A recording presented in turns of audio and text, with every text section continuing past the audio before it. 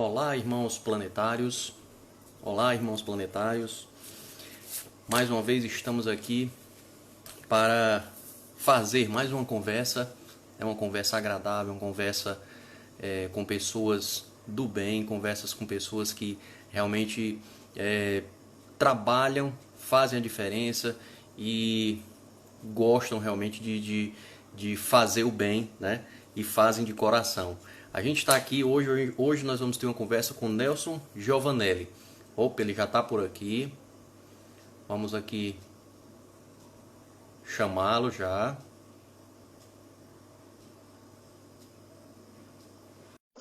Vamos ver aqui, vamos ver se ele vai entrando, Nelson. Eu queria dizer também para vocês que era importante que vocês... Opa, Nelson, tudo bem? Ô, Ferreira. Tudo bem, sim, tudo bem. Eu tava falando aqui, Nelson, da importância também das pessoas se inscreverem no canal do Planeta do Bem no YouTube e de seguir também no Instagram, porque assim como a Fazenda Esperança, né, a gente está também, através do Planeta do Bem, tentando levar, né, o bem, tentando levar o amor para o máximo de pessoas possíveis, né, principalmente nessa fase tão complexa que a gente está vivendo hoje. Mas, Nelson, seja bem-vindo, Nelson Giovanelli, né? A Fazenda Esperança. A gente vai ter hoje uma boa, se Deus quiser, um bom bate-papo.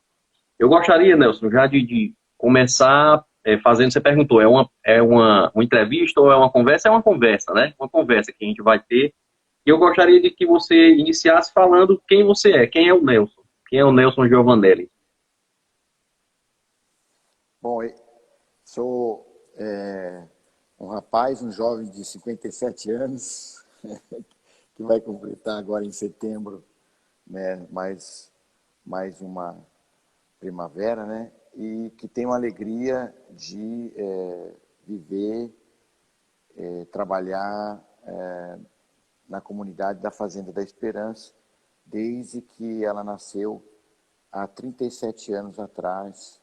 Completamos agora, no dia 29 de junho, seu 37º aniversário. É uma comunidade que, para mim, dá muita alegria de estar, de viver e de conviver, né, com, atualmente, onde eu moro, quase 400 homens e mulheres que decidiram. Eu gosto muitas vezes, Ferreira, de dizer assim, dar alegria para o seu pai e a sua mãe, aqueles que têm, porque tomaram a decisão de não mais usar drogas, não mais ser dependente de qualquer coisa.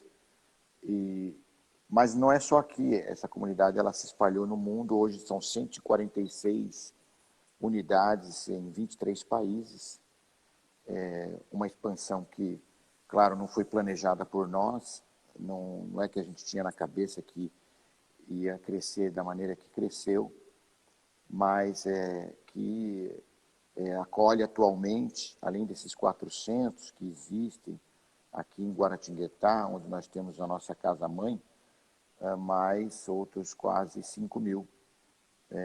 Eu queria que você já iniciando mesmo, que a sua história, ela se imbrica, ela se confunde, né, com a Fazenda Esperança. Então, o que é a Fazenda Esperança, né? Como nasceu essa fazenda? Queria que você contasse aqui do comecinho para as pessoas entenderem um pouquinho. A experiência do nascimento da fazenda ela acontece nos anos 80, quando eu tinha meus 20 anos de idade e voltava do meu trabalho ou do momento da Eucaristia, em que eu participava na paróquia onde o Frei Hans, franciscano, era pároco, passava por uma esquina onde se encontravam 20 jovens para se drogar. Os pais desses jovens sofriam muito, muitas vezes procuravam o Frei Hans, o pároco, para dizer do sofrimento de verem seus filhos lá mergulhados nessa realidade que era muito assim aberta, era a venda, o consumo era na frente de todos. E dentro de mim veio o desejo de me aproximar deles, no desejo de fazer uma experiência evangélica de encontro com Cristo na pessoa deles. Claro que com 20 anos de idade, sendo um jovem assim de paróquia, eu, como todos, tinha medo de uma realidade dessa, nem sabia se eu poderia ser acolhido ou aceito nesse grupo. E durante muito tempo lutei contra esse sentimento de medo, até que foi vencido por justamente uma frase do Evangelho que me tocou muito naquele período, que dizia: fiz-me fraco com os fracos, fiz-me tudo para todos, a fim de ganhar alguns para Cristo. Era uma passagem da carta de São Paulo aos Coríntios, que me deu assim a inspiração de me aproximar de um desses jovens e pedir que ele me ensinasse a fazer uma pulseira de artesanato. E no intuito justamente de descer até ele na condição daquilo que ele poderia me ensinar. Como é essa passagem? Você pode repetir essa passagem aí? Fiz-me fraco com os fracos, e fiz-me tudo para todos, a fim de ganhar alguns para Cristo. É uma passagem muito interessante que São Paulo fala dentro de um contexto em que, como nós sabemos, ele é apóstolo dos pagãos, fez uma experiência assim, muito profunda de anúncio numa realidade pagã. E deu a gente pode dizer que é um verdadeiro professor. Ele foi um verdadeiro professor, né, no que diz respeito à propagação da novidade daquela época do Evangelho na realidade que não era religiosa, né? Que não era, vamos dizer assim, judia, como era a sua realidade. Então, ele, quando estava essa carta ela foi escrita justamente para um grupo, para uma cidade que era uma cidade grega, né? Então, ele fez essa experiência de, como se pode traduzir, de se fazer um com a realidade onde ele estava, né? Então, essa frase que me inspirou puxa, como é que eu vou me aproximar desses caras? Porque eu não posso chegar lá e ir com um discurso religioso que eles vão me expulsar de lá. Então, eu descobri que um deles fazia essa pulseira de artesanato. E quando eu me aproximei, claro, tive que arrumar um pouco de coragem, superar o medo. Eu falei para ele assim, o Ademir era o nome dele: você podia me ensinar a fazer essa pulseira de artesanato que você sabe fazer? E ele me convidou para ir na sua casa. E quando eu cheguei lá, ele trouxe um pedaço de madeira com 2 pregos, sisal, miçanga, e começou a me ensinar. E eu, com muito interesse, queria aprender. E fiquei surpreendido quando, espontaneamente, ele começou a me contar a vida dele.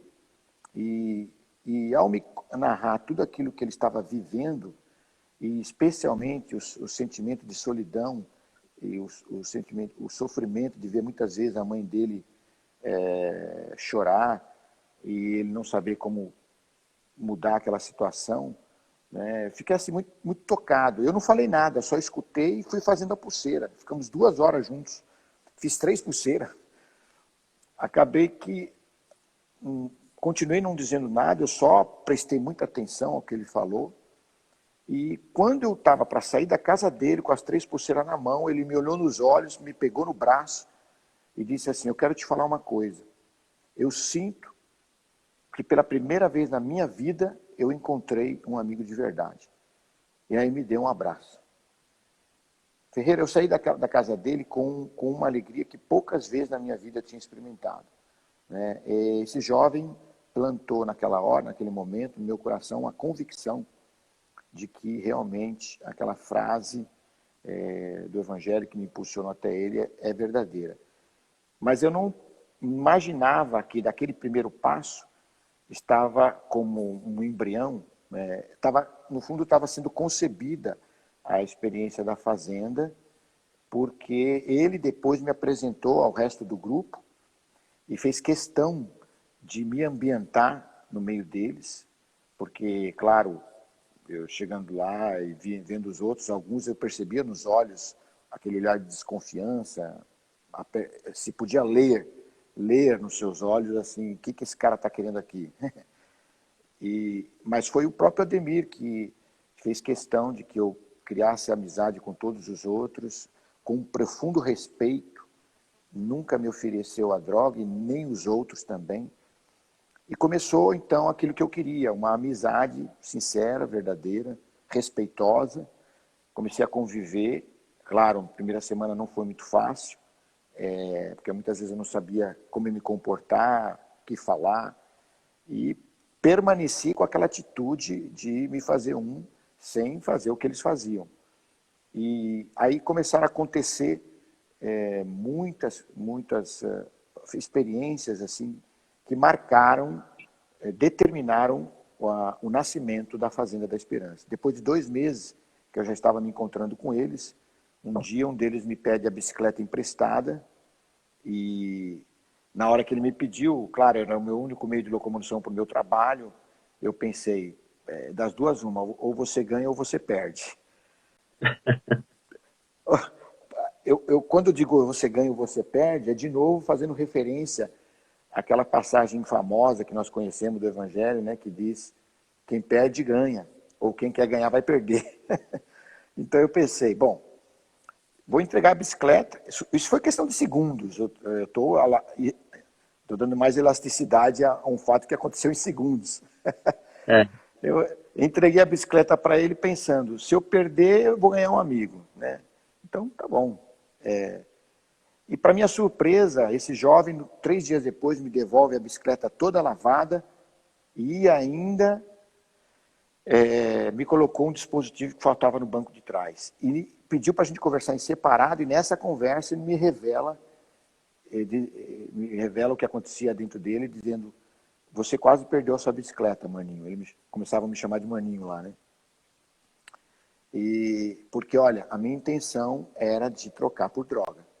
Porque nós estávamos sem droga naqueles dias, e eu falei para os caras lá que não ia dar nada se a gente pegasse sua bicicleta, porque era um cara legal e tal.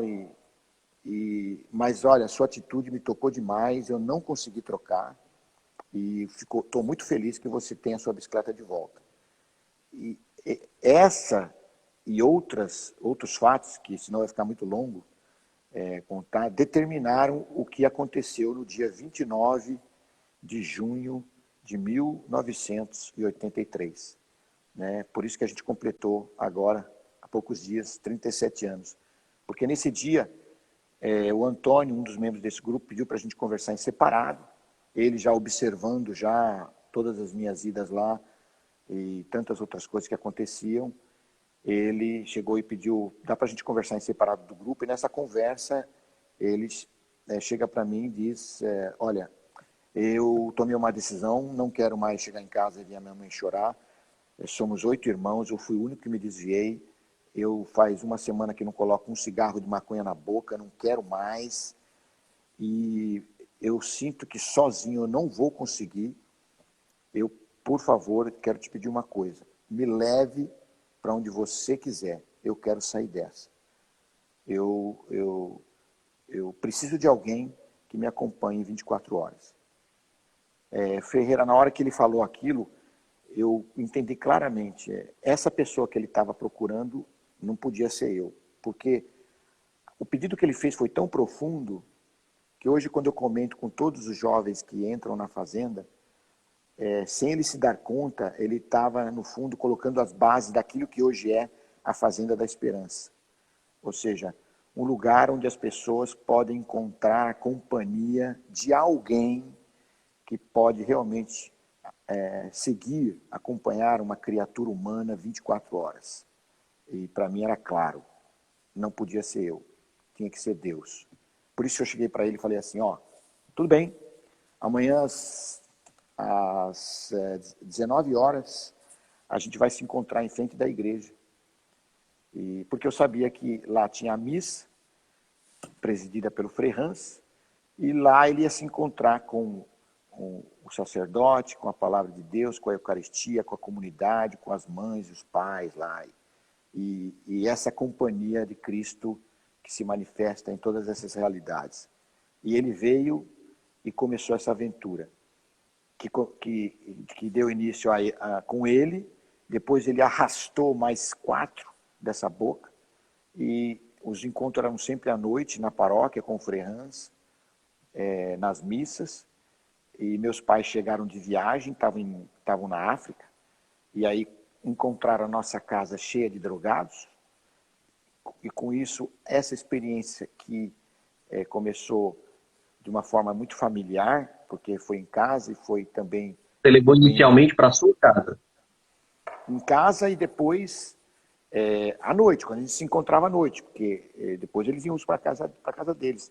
Mas quando meus pais vieram, se encantaram com a experiência e apoiaram a ideia da gente poder morar juntos. Alugamos uma casa e, com o apoio do Frei Hans, começamos essa primeira comunidade que tinha a intenção de repetir a experiência dos primeiros cristãos, colocar tudo em comum, aquilo que ganhava. E começou assim com 5, uma casinha alugada na cidade. Vivendo E, o cristianismo primitivo, né? Chamado assim, o exatamente. cristianismo da base É, mesmo. e daí o Frei Hans ganhou uma primeira propriedade, depois ganhou outra, e deu nos que hoje é a Fazenda da Esperança, Isso em Guaratinguetá. estado de São Paulo. Isso Uhum, mesmo. certo. E o que se transformou hoje? O quão, né, a dimensão hoje da Fazenda Esperança? Hoje, quantas Ah, pessoas são acolhidas? Quantas são, né? Desse pontapé inicial aí, desse início para agora. atualmente, nós estamos em 146 comunidades, só que no Brasil são 92, depois tem na maior parte dos países aqui da América Latina, também na América Central, no México, na Guatemala, depois na Europa, né, nós estamos na Alemanha, na França, em Portugal, na Itália, na Suíça, em Polônia. Depois também tem uma unidade, ou melhor, 2 ou 3 na Rússia. Depois tem Filipinas e em 5 países da África. Totalizando essas 146 comunidades, né? Que todas possuem o nome de Fazenda da Esperança, inclusive em português. A gente tenta traduzir para explicar, por exemplo, quando estamos lá nas Filipinas, no Tagalo, né, que é a língua materna, mas também no inglês, mas assim, oficialmente, Fazenda da Esperança, ela é conhecida mundialmente com o nome em português. A gente procurou salvaguardar isso por causa da origem e carisma que acabou se cristalizando com esse nome, né? Por isso que da Fazenda da Esperança veio nascer a família da Esperança, que é aquela que nós costumamos dizer que é a alma desse corpo que se chama Fazenda da Esperança. A Família da Esperança congrega todos aqueles que consagraram suas vidas a Deus para levar para frente as Fazendas da Esperança no mundo. Por isso tem brasileiro aí espalhado por todos esses países. Mas agora Para também... manter o espírito, né? O espírito da Fazenda Esperança, né? Exatamente. E essa sua história com o Frei Hans? Aonde o Frei Hans entrou nessa história da Fazenda? Como é que foi? O Frei Hans, ele foi quem, como recém-ordenado sacerdote, trouxe para a nossa paróquia de Nossa Senhora da Glória, em Guaratinguetá, uma paróquia franciscana. O Frei Hans é que trouxe o carisma franciscano e o carisma da unidade do movimento dos focolares. Ele foi muito determinante na minha vida e na vida da minha família ao nos ajudar a fazer essa descoberta do Evangelho à luz desses 2 carismas que revolucionou a nossa comunidade paroquial, né? E ele abriu os nossos olhos no sentido de entender que o Evangelho não é para ser só meditado, refletido, anunciado, mas, antes de mais nada, colocado em prática, e colocado em prática nessa forma como eu tentei relatar nessa experiência que no início foi exigente, porque eu era mais conduzido pelo medo do que, na verdade, pela coragem.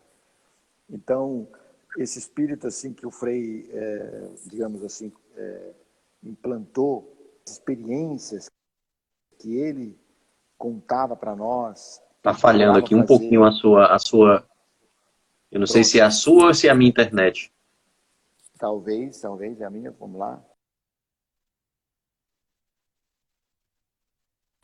Pronto, melhorou?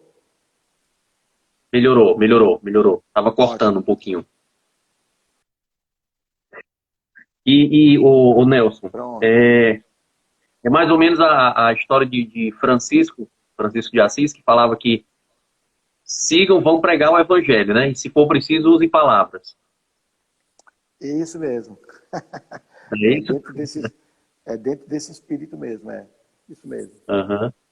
E aí, hoje, nessa da Fazenda Esperança, com a história da pandemia, o que é que a Fazenda Esperança, como a Fazenda Esperança se foi tocada, né, pela história do coronavírus? O que é que mudou aí? Então, Ferreira, foi algo assim que, como acontece todos esses anos na Fazenda, sem que a gente planejasse, por exemplo, se você perguntar todas essas 146 unidades no Brasil e no mundo, vocês tinham pensado ou planejado? Nenhuma delas nós procuramos e nem planejamos. Sempre foi um convite, uma pergunta, um pedido e uma tentativa de dar uma resposta. Então, aconteceu que na pandemia, nós assim recebemos a orientação por parte dos organismos sanitários, também pelas federações de comunidades terapêuticas, que não deveríamos acolher nenhum interno, nenhum acolhido mais, para não colocar em risco a vida daqueles que estavam internos, daqueles que estavam acolhidos, né? Isso provocou um impacto assim muito forte, porque houve um questionamento muito grande. É preciso a gente saber que nós estávamos nos acostumando. Estou falando agora de final de fevereiro, início de março deste ano. Todos nós estávamos aprendendo a lidar com o vírus. E dentro desse questionamento, houve um fato que determinou uma decisão que nós tínhamos que tomar, e uma decisão urgente. Junto com a obra Lumen, aí de Fortaleza, estava sendo planejado a quinta ou sexta edição de um grande evento que se chama Com Deus Tem Jeito. Certamente você deve conhecer. Já ouvi falar. E que ia se realizar na Canção Nova, aqui, próximo de Guaratinguetá, em Cachoeira Paulista. E que, por causa da pandemia, como aconteceu com todos os eventos de aglomeração, foi cancelado. Esse evento, ele normalmente reúne centenas de homens e mulheres em situação de rua, para depois oferecer o resgate e a possibilidade deles serem acolhidos em comunidades terapêuticas. Como foi cancelado, todos aqueles que estavam se preparando para vir para esse evento da Canção Nova, do Com Deus Tem Jeito, ficaram desesperados, porque muitos deles queriam ser acolhidos nas comunidades terapêuticas e especialmente também na Fazenda da Esperança. Então, recebemos uma orientação que não era para acolher. Ao mesmo tempo, uma grande demanda de homens e mulheres que queriam entrar na fazenda. O que fazer? Então, foi quando a gente se reuniu entre nós e, perguntando para a consciência, perguntando para Deus, para o Evangelho, a gente tomou a decisão de, não, vamos acolher, vamos tomar as precauções necessárias, as medidas que a gente estava recebendo como orientação, mas não vamos deixar de acolher. E graças a Deus, ainda naquela época, o governo federal ainda falou que os serviços essenciais não podiam fechar e as comunidades terapêuticas foram incluídas dentro dos serviços essenciais. E aí a gente fez a primeira quarentena dos 17 homens de rua, que tomamos a decisão de eu e o Frei Hans ficarmos com eles, para não comprometer também nenhum dos nós, pedindo para eles que arriscassem, né? Só que, quando o pessoal ficou sabendo que o Frei Hans, com 74 anos de idade, saído de um câncer, estava disposto a ficar com esses homens de rua, claro, uma estrutura nossa, bem montada, enfim. Então houve uma reação em cadeia da parte de muitos dos nossos, que não vamos deixar o senhor ficar com ele, não vamos ficar, o senhor pode acompanhar e tudo, e aí liberaram a gente para não morar juntos. Mas a gente ficou numa casa ao lado e a gente começou a fazer o acompanhamento diariamente nas formações, enfim. Fizemos a quarentena com 15 dias dos 17 primeiros, ficamos entusiasmados, pegamos mais 30, mas depois outra quarentena, e aí já vamos já para a 7ª quarentena, e se espalhou como fogo na gasolina mesmo, em todas as fazendas do Brasil, e hoje, já em 3 meses, acolhemos mais de 1.200 homens e mulheres e crianças em situação de rua. E aí houve uma reação também em cadeia de solidariedade muito grande, Ferreira. A gente ficou impressionado com a generosidade do nosso povo maravilhoso brasileiro, né? A adesão das pessoas, é isso? Nossa, foi uma coisa assim linda, Rede Vida, Canção Nova, muitas lives que começaram a ser feitas. E por quê? Porque, claro, você assume, acolhe e tem que ter responsabilidade, porque também eles não têm família, e como acontece com os outros acolhidos nossos, que a família assume um compromisso de vender os produtos do próprio filho, eles não têm família para poder vender os produtos. Então, a gente tinha que encontrar uma outra maneira de subsistência, uma outra maneira de manutenção, uma outra forma de providência. E aí, de lá para cá, nós estamos experimentando algo assim, um fenômeno espetacular, assim, de generosidade. Pessoas, para você ter uma ideia, o Frei fez uma missa na Rede Vida ontem, às 9 horas, e falou de novo da necessidade que nós temos mensal agora de poder manter todos esses homens e mulheres que estão nas fazendas. E um ex que se recuperou nos anos 90, só ele, sozinho, fez um depósito de R$10.000. Você acredita? Esse menino ele veio se recuperar com 14 anos de idade. Ele já é casado, já formado, trabalha numa empresa multinacional. Entendeu? Ele não pestanejou, ele já fez o depósito no primeiro mês e agora, quando viu o Frei de novo, ficou tocado. Mandou. Quer dizer, desde doações de R$20 até doações como essa de 10.000, de 5.000, uma congregação deu mais de 6.000, um outro padre deu não sei o quê, um empresário deu não sei o quê, depois uma fábrica de produção de carne deu um caminhão de carne, outra... Olha, é um negócio assim, maravilhoso. O coronavírus, realmente, ele mexeu com o mundo.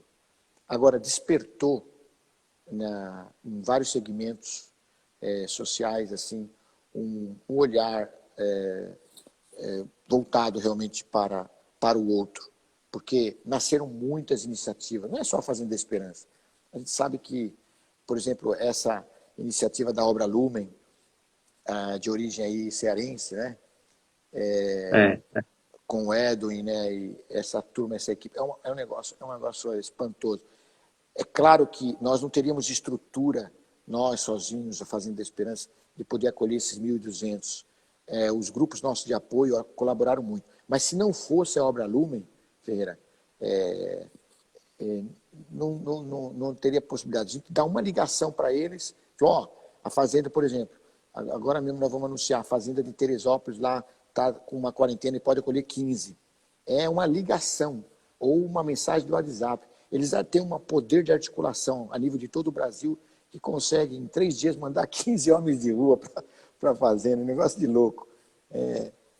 Então, São números assim que são fantásticos, viu, Nelson? São fantásticos, a gente fica assim, realmente a gente fica pensando como acontece, né? E a gente não tem uma resposta exata, né? Porque é tão fantástico, tão providencial, né? E você falou numa coisa dessa pandemia, e que também é uma impressão que me passa, e que até eu tive de comentar já, olha, eu tenho uma certeza que, pelo menos no Brasil, que eu não conheço outros países, né? Nessa pandemia não vai ninguém morrer de fome, sabe? Todo mundo vai passar dificuldade e tudo, porque a gente percebe uma rede de solidariedade, de amor ao próximo tão forte, sabe? Mesmo a gente tendo com tantas notícias ruins, negativas, que a gente tem que saber trabalhar isso, né?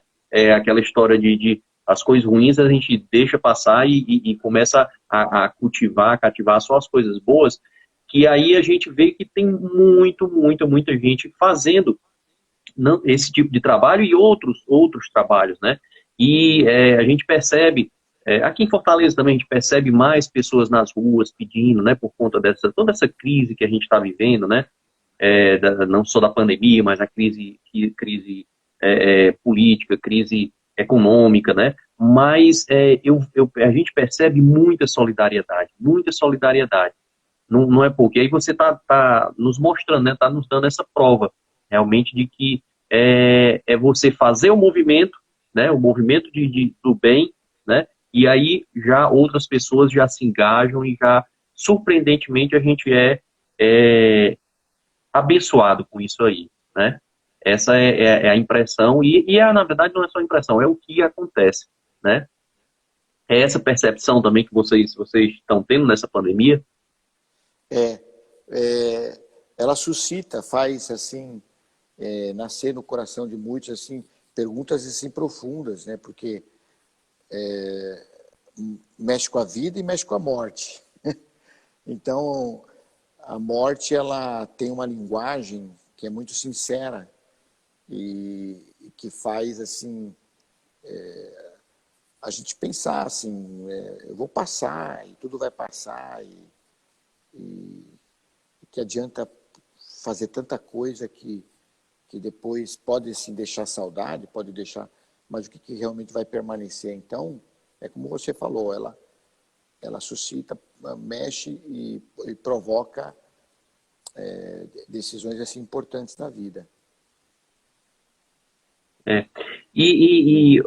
Hoje, então, além a manutenção dessas casas, da Fazenda Esperança, no mundo todo, né? Ela tem apoio governamental, ou ela realmente é apenas a sociedade civil? Como é que funciona hoje a Fazenda e é, é, essa, essa história desse acolhimento da Fazenda nesse momento de pandemia? Então, com relação ao acolhimento dos homens e mulheres em situação de rua, nós estamos contando totalmente com o apoio da sociedade, né, em todos os níveis. Não temos recursos próprios para poder fazer frente a uma conta que é muito fácil de fazer. O custo mínimo de um jovem, de um acolhido, mensal é de R$ 500. Nós, agora, dos que perseveraram, né, nós estamos praticamente com 700 e pouco. São, vamos dizer assim, vezes 500, é 350 mil reais que a gente tem que conseguir todo mês. Quer dizer, isso no que diz respeito aos acolhidos, né? Agora, os outros, digamos assim, os outros 2.000 e poucos adultos, né, jovens, eles se mantêm através do apoio da família que vende o produto que o filho produz dentro da Fazenda da Esperança. Entendeu? A nossa é uma experiência de gratuita participativa, nós costumamos chamar. A família, o jovem que entra na fazenda, ele não paga o seu tratamento. Ele o tratamento é gratuito e a família se compromete a fazer com que o produto seja vendido fora, na sociedade. Isso também é uma das razões por que houve esse crescimento enorme, porque cada pai, cada mãe, cada familiar que levava uma cesta de produtos para casa, automaticamente se tornava um multiplicador, um propagandista daquilo que estava acontecendo com o seu próprio filho. Então, essa é uma considerável fonte de entrada da fazenda. A outra, depois de 30 anos que nós caminhamos com as próprias, assim, entre aspas, sozinhos, com o apoio da sociedade, da igreja e dos cristãos, o governo entrou na história, né, quando uma política pública foi instaurada, construída junto com todas as comunidades terapêuticas, de tal maneira que começaram a financiar 50% de vagas dentro de comunidades terapêuticas através de um programa que está ligado à Secretaria Nacional de Política sobre Drogas, inicialmente do Ministério da Justiça, agora está no Ministério da Cidadania.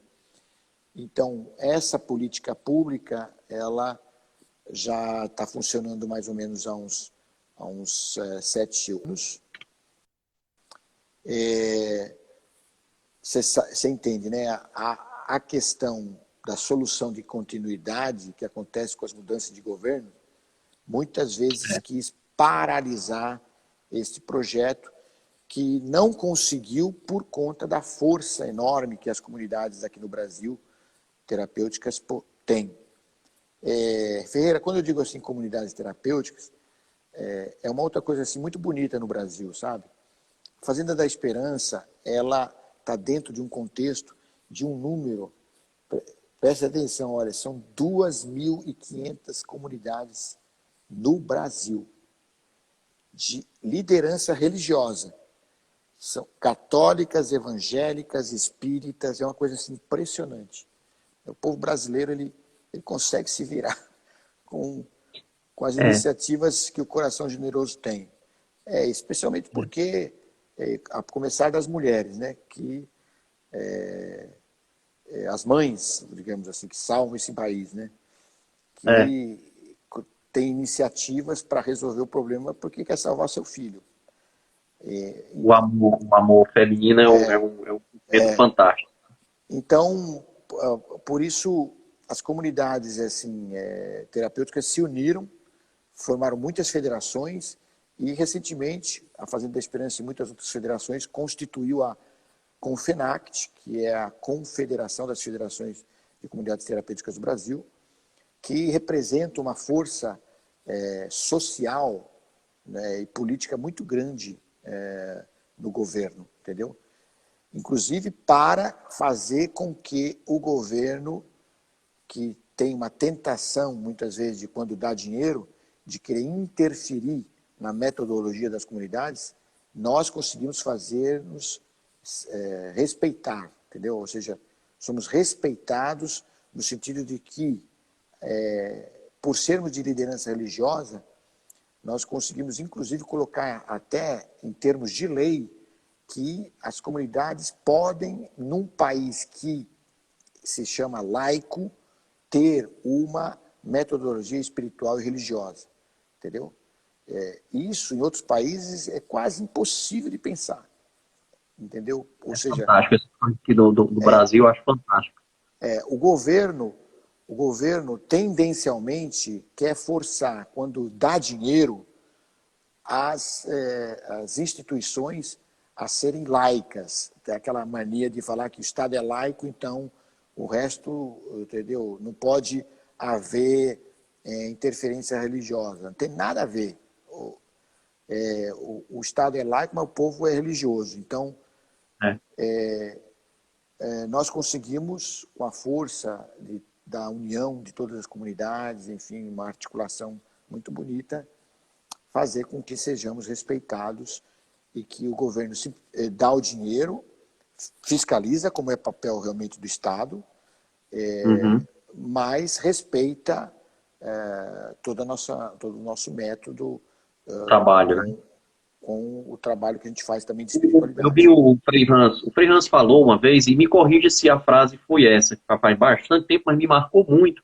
E eu sempre uso essa frase ou essa ideia que ele me deu, na verdade não era só a mim, ele estava falando para outras pessoas também, que estava se discutindo uma política, né, para se criar uma política nacional de pessoas, né, com drogas, para tirar essas pessoas de uma forma efetiva, e ele falou o seguinte, que precisa de medicação, precisa de profissionais, sim, de terapeutas, psicólogos, psiquiatras, médicos, mas a pessoa, quando entra nesse mundo da droga, é porque em algum momento da vida dela teve uma falta de amor, houve uma falha, né, no amor. E se você, na recuperação dessa pessoa, se você não introduzir o componente amor, você pode fazer 1000 terapias físicas, mas você não vai obter o sucesso.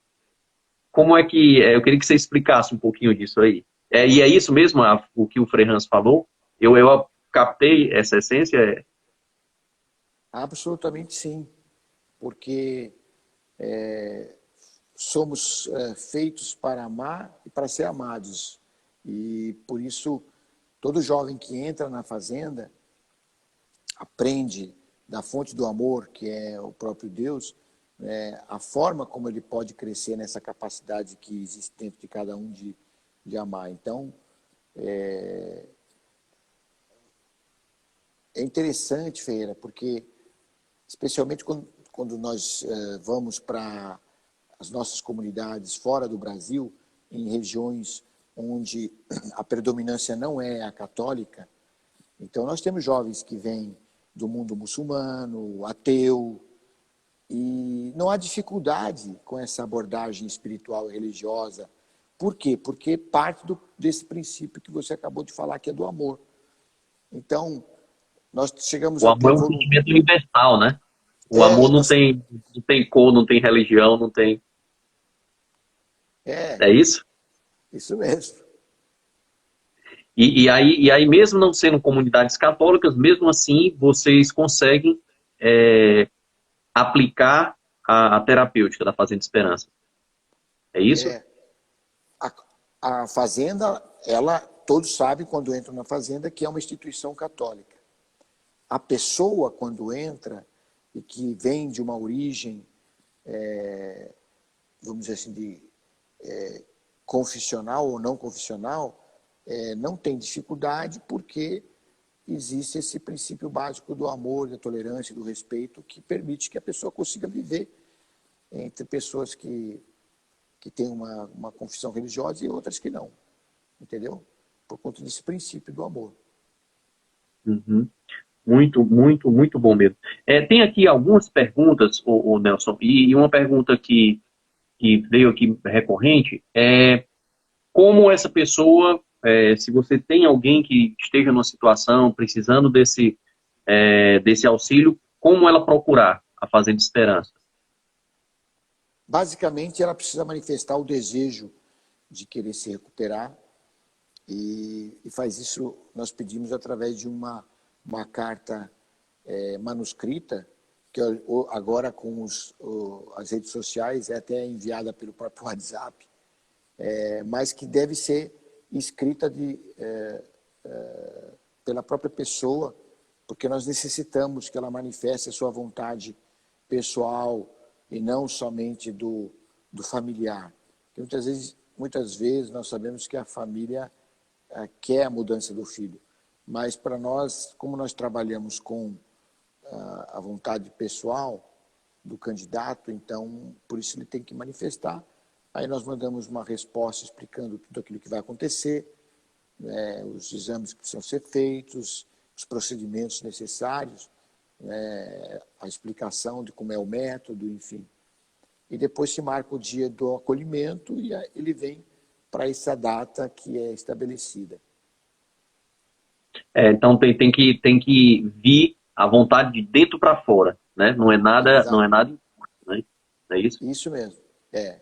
No, nós somos amarrados com a questão da vontade e liberdade de cada um de querer mudar, de querer sair dessa situação, entendeu? Uhum. Assim, eu fiz uma pergunta ao Edwin, né, conversando da obra Lumen, se ele tinha qual a porcentagem de pessoas que voltavam de novo para as ruas, né, para o mundo das drogas.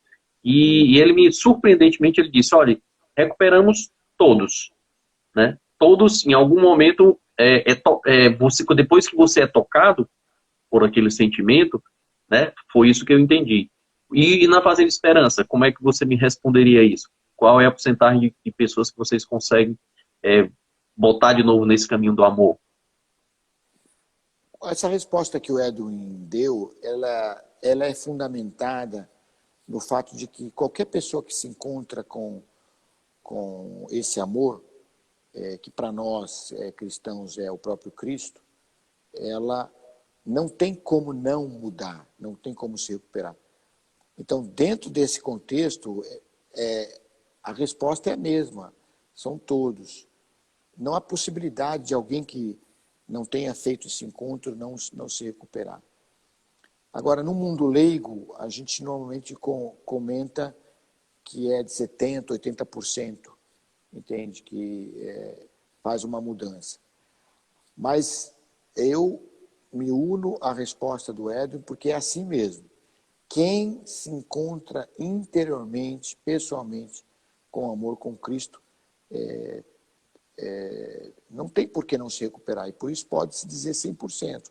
É claro, mesmo que ocorra uma recaída, nós estamos falando aqui da questão básica que se chama conversão.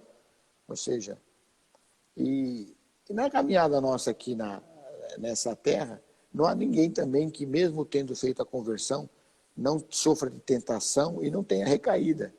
Então, eu recaio, todos nós recaímos e continuamos pecador, e aí levanta de novo e vai para frente. Quando eu tive com o Papa Francisco, na ocasião, ele foi tão assim carinhoso e paterno, porque nós mostramos um vídeo dos jovens da fazenda que saudaram, ele olhou tudo no iPad, aí depois ele aceitou de deixar-se gravar por esse celular com que eu estou falando agora, e fez justamente essa explicação, mandando uma mensagem para todos os jovens das Fazendas da Esperança, dizendo justamente isso: todos nós somos pecadores e todos nós recaímos.